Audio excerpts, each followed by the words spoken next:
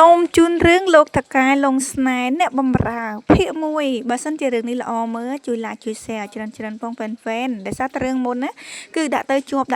តែម្ដងទៅយករឿងថ្មីមកដាក់ជូនអីចឹងណាហើយឥឡូវគូស្រីរបស់យើងក៏បានដើរមិនប្រយ័ត្នតែធ្វើឲ្យដួលអីចឹងតែសារតួស្រីនេះគឺនៅជាអ្នកបោះសម្អាតនៅផ្ទះតួប្រុសឥឡូវតួប្រុសក៏ងើបឡើងគាត់និយាយថាលោកតកែខ្ញុំសុំទោសផងលោកកុំយកទោសខ្ញុំអីខ្ញុំត្រូវមានកូននឹងមនុស្សចាស់ត្រូវចិញ្ចឹមហើយតួប្រុសបានឆាក់ទូរស័ព្ទហើយគាត់និយាយថាមានអីទឹកដៃនាងល្អតាថតរបស់ខ្ញុំបានស្អាតតាខ្ញុំចូលចិត្តណា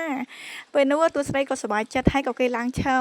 ចាលោកតកែអរគុណតែថ្ងៃក្រោយខ្ញុំនឹងប្រញាប់ឲ្យជាងនេះអត់អីទេនឹងយកទៅវិញចាស់ហើយប្រញាប់វិចបវិចខោអាវនឹងចេញទៅតែលោកតកែខ្ញុំមិនទាន់បើកប្រាក់ខែផងត្រូវការបើកប្រាក់ខែអីគេនាងថតខ្ញុំហើយរូបខ្ញុំមិនស្អាតទៀតនេះបើខ្ញុំមិនទាសំណងសំតែអរគុណខ្ញុំទៅហើយវានន់នាងគាត់តែអ្នកស្អុះសម្អាតតាគាត់តែមានរូបរាងស្អាតបន្តិចទេមានរឿងអីត្រូវខ្ញុំបងផាកវិន័យឲ្យនាងនោះនេះលោកឈប់សិនលោកឈប់សិនមានអ្នកណាទូស្រីយើងក៏ទាញអាវទូប្រុសមកបងប្អូនហើយឃើញអារូបឆ្មាតូចនឹងគូទូប្រុសរបស់យើងក៏អស់សំណោយសើចតាមពិតណាលោកថកែគឺជាកូនឆ្មាតូចសោះស្មានតែជាអ្វីទៅសើចផងអីផងវិញទូប្រុសសួរសើចអស់ចិត្តនៅបើសើចអស់ចិត្តហើយប្រញាប់វិចបវិចខោអាវចេញទៅហើយបើមិនចឹងទេធ្លាក់ទឹកទៅមានអ្នកណារុញតួស្រីយើងធ្លាក់ទឹកគ្រាំតែម្ដងហើយតួស្រីរបស់យើងបន្ទាប់ពីធ្លាក់ទឹកអូយខាងតួប្រុសលោកតកែលោកពិតជាមនុស្សអាក្រក់ខ្លាំងណាស់ខ្ញុំស្អប់លោកខ្លាំងណាស់ឆាប់មកវិញមានអ្នកណាតួប្រុសរបស់យើងអត់ស្ដាប់ទេគឺទៅបាត់អីចឹងណាហើយឥឡូវគេមកជួបពួកម៉ាក់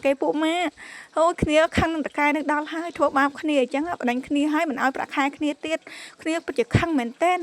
អូយពួកម៉ាឯងគួរតែសុំទោសគេទៅព្រោះឯងមានបំណុលហើយមានកូនត្រូវចិញ្ចឹមទៀតយើងគួរតែអោនលំទោនខ្លះទៅយើងមិនគួរធ្វើអញ្ចឹងទេអត់ទេខ្ញុំមិនអោនលំទោនជាមួយមនុស្សប្រភេទបែបហ្នឹងទេហើយខ្ញុំនឹងបន់ឲ្យគេនឹងធ្លាក់ទឹកលិច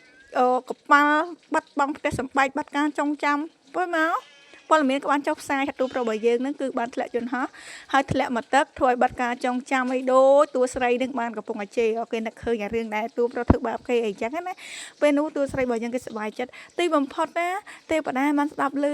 សំឡេងអ្នកខ្ញុំនិយាយហើយអញ្ចឹងដល់ពេលអ្នកខ្ញុំត្រូវសងសឹកគេវិញហើយប្តីសម្លាញ់មិនឲ្យប្តីសម្លាញ់សម្បត្តិទូប្រុសយើងឆ្ងល់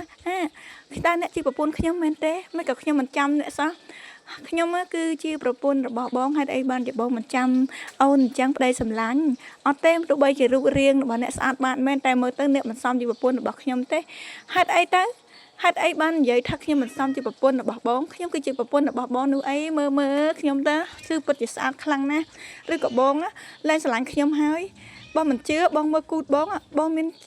សាក់មួយឆ្មាតូចនៅខាងគូតមានអ្នកណាមានមែនតួប្រុសរបស់យើងក៏ឆ្លងកាំងគេនិយាយថាឥឡូវយើងនៅទៅផ្ទះវិញបងសម្លាញ់តែសារនៅផ្ទះរបស់យើងគឺមានកូនតូចមួយដែលចាំយើងនៅផ្ទះឥឡូវគេបានមកដល់ផ្ទះតួស្រីណាបងប្អូន